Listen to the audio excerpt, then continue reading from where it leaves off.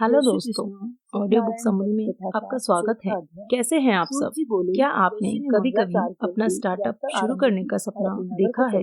तो चलिए शुरू करते हैं 0 to 1 बुक समरी हिंदी में। मुझे पूरा यकीन है कि कभी न कभी तो स्टार्टअप का ख्याल आपके मन में जरूर आया होगा और ऐसा हम सबके साथ होता है।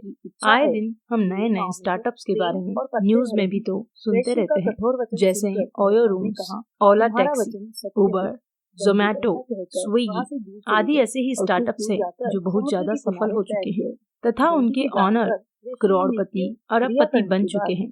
तो आज हम स्टार्टअप से संबंधित एक बहुत ही इम्पोर्टेंट जानी मानी वाली एक किताब की बुक समरी हिंदी में डिस्कस करने जा रहे हैं। बुक का नाम है 0 to 1 और इसे लिखा गया है पीटर थिल द्वारा। सबसे पहले पीटर थिल के बारे में आपको बताते हैं। आपने पेपल का नाम तो सुना ही होगा। जब गूगल पे, फोन पे, पेटीएम बने भी नहीं थे तब से पेपल अमेरिका में यूज हो रहा है। पेपल से आप ईमेल के जरिए पेमेंट का लेन देन कर सकते हैं। पेपल दो लोगों ने मिलकर डेवलप किया था। एक तो पीटर थिल थे और दूसरे जिन्हें सारी दुनिया जानती है, एलन मस्क, सदी के क्रांतिकारी एंटरप्रेन्योर और इन्वेंटर। जो भी व्यक्ति स्टार्टअप शुरू करना चाहता है और एंटरप्रेन्योर बनना चाहता है, उन्हें पीटर थिल की इस किताब को जरूर पढ़ना चाहिए। 0 to 1। तो चलिए मेन पॉइंट्स डिस्कस करते हैं।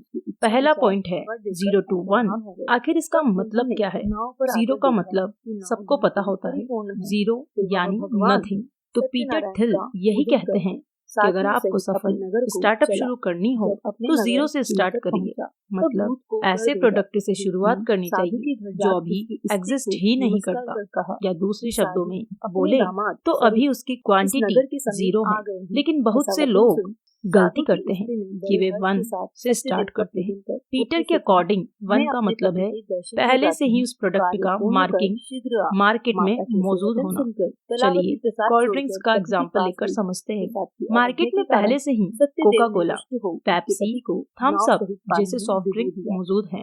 यदि आप नया स्टार्टअप लगाते हैं और इनके जैसा ही कोल्ड ड्रिंक ले आते हैं तो क्या होगा? इससे केवल कंपटीशन ही बढ़ेगा।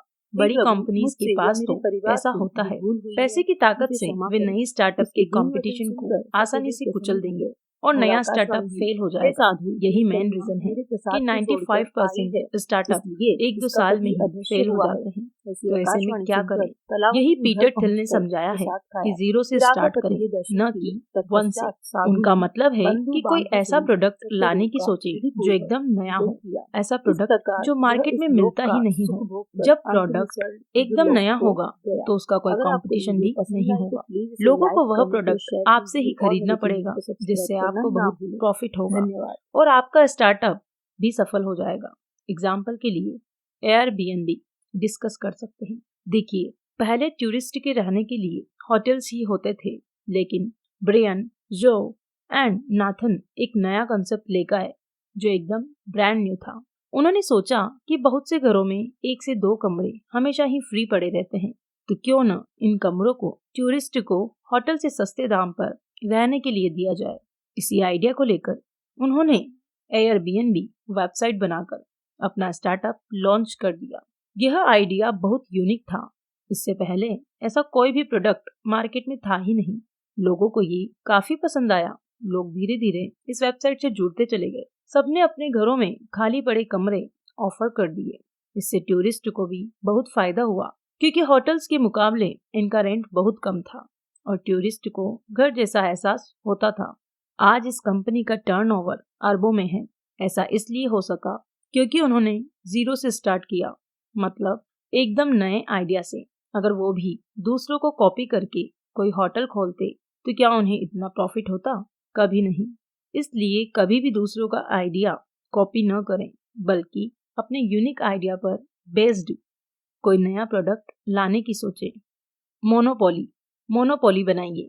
पीटर थिल कहते हैं कि आप अपनी कंपनी की मार्केट में मोनोपोली बनाने की कोशिश करें। इससे बहुत अधिक फायदा होता है। मोनोपोली का मतलब है कि सारे मार्केट में आपका ही प्रोडक्ट हो।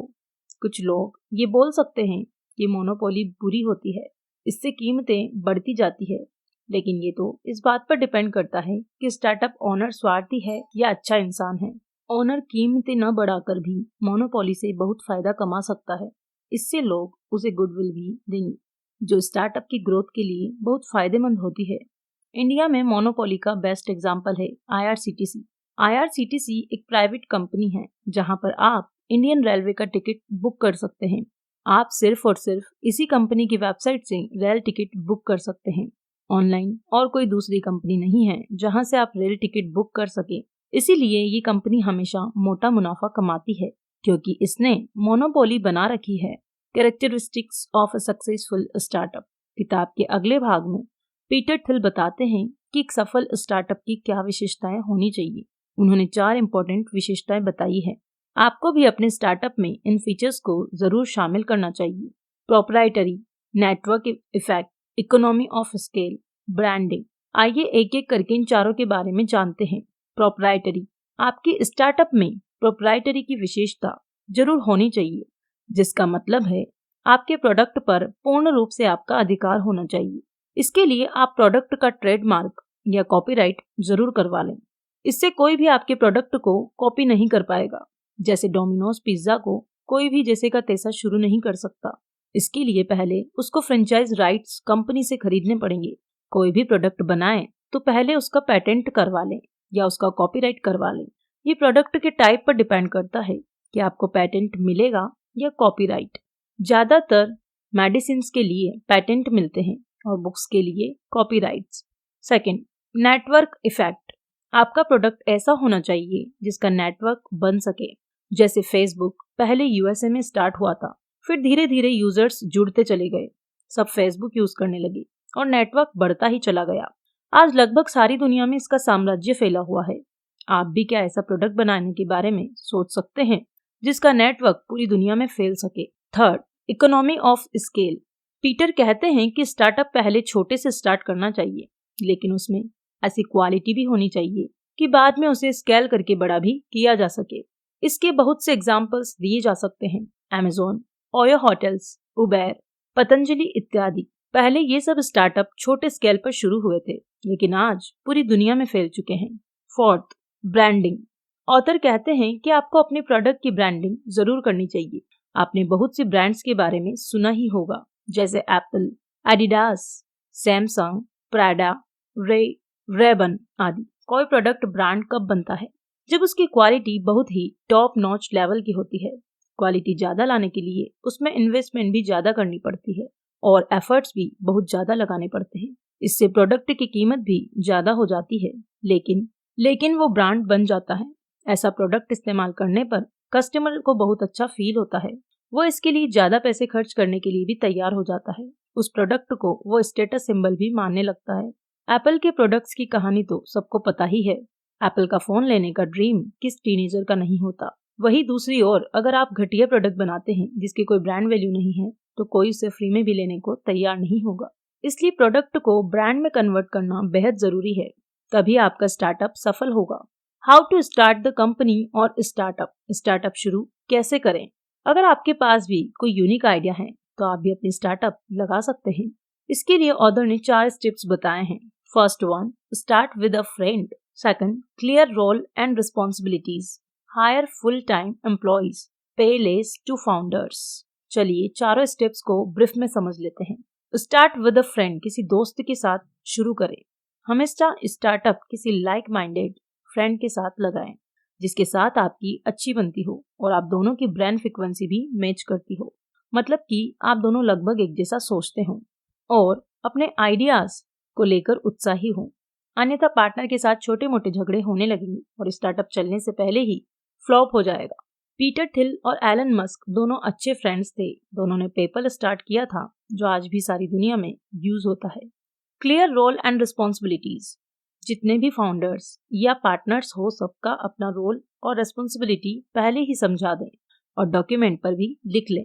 जैसे मैनेजमेंट कौन देखेगा, मार्केटिंग कौन संभालेगा, अकाउंटिंग की रिस्पॉन्सिबिलिटी किसकी होगी, आदि आदि। इससे बाद में झगड़ा नहीं होगा और ऐसा करने से स्टार्टअप स्मूथली चलेगा। Hire full time employees. Startup में एम्प्लॉइज तो हायर करने ही पड़ेंगे, जैसे web developer, content writers, managers, accountant आदि। लेकिन ऑथर कहते हैं कभी भी फ्रीलांसर को हायर मत करिए, फुल टाइम एम्प्लॉय ही रखें। ऐसे एम्प्लॉय कंपनी में लगन से काम करेंगे, उन्हें कंपनी के बारे में अच्छे से समझ भी होगी और जिम्मेवारी से काम करेंगे। फ्रीलांसर पेमेंट होते ही बाय बाय कर देंगे। पे लेस टू फाउंडर्स। ऑथर कहते हैं कि जब स्टार्टअप नया नया हो तो फाउंडर्स को बहुत ज़्यादा सैलरी नहीं लेनी चाहिए, क्योंकि शुरू में मुनाफा इतना नहीं होता। पहले ही भारी भरकम सैलरी ले लेंगे तो इन्वेस्टमेंट के लिए पैसे नहीं रह जाएंगे और स्टार्टअप की ग्रोथ बहुत धीमी होगी। मार्केटिंग। बुक के अगले भाग में पीटर थिल प्रोडक्ट की मार्केटिंग के बारे में बताते हैं। मार्केटिंग से यहाँ मतलब प्रोडक्ट को बेचने से है। आप नीचे दिए गए 4 तरह के प्रोडक्ट की मार्केटिंग कर सकते हैं। First, complex marketing. Second, personal marketing. Third, advertisement. Fourth, viral marketing.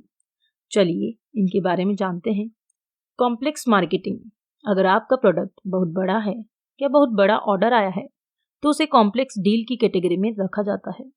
ऐसे में आपको खुद बैठकर नेगोशिएट करना चाहिए, क्योंकि दूसरी कंपनी बहुत बड़ा ऑर्डर दे रही है तो ऑनर से ही बात करना चाहेगी। Personal marketing. पर्सनल मार्केटिंग से मतलब है ऐसी मार्केटिंग जिसे कोई पर्सन करे, जैसे सेल्समैन। आपने देखा होगा इंश्योरेंस आदि सेल्समैन ही सेल करते हैं। एडवर्टाइजमेंट। एडवर्टाइजमेंट तब करनी चाहिए जब प्रोडक्ट की कीमत बहुत ज़्यादा ना हो और डे टू डे लाइफ में यूज होता हो, जैसे कॉस्मेटिक्स, ग्रोसरी आदि। Viral marketing. वायरल मार्केटिंग का मतलब है प्रोडक्ट को एक कस्टमर से दूसरे तक तेजी से पहुंचना। ऐसा आपने ज्यादातर एप्स में देखा होगा। एप्स बनाने वाली कंपनी ऑफर देती है कि अपने फ्रेंड्स को ऐप के बारे में मैसेज फॉरवर्ड करो और आपको कुछ कैशबैक मनी मिलेगी। आपके थोड़े पैसे देकर कंपनी अपना ऐप ज्यादा लोगों से डाउनलोड करवा लेती है। बाद में एडवर्टाइजमेंट के जरिए एप्स से खुद बहुत सा पैसा कमा लेती है। आपने देखा ही होगा पेटीएम, फोन पे, पबजी इत्यादि में तरह तरह के ऑफर्स आते रहते हैं। तो दोस्तों, आपको ये समरी कैसी लगी? अगर आपको ये वीडियो पसंद आई तो प्लीज इसे लाइक, कमेंट और शेयर कीजिए और मेरे चैनल को सब्सक्राइब करना ना भूलें। धन्यवाद।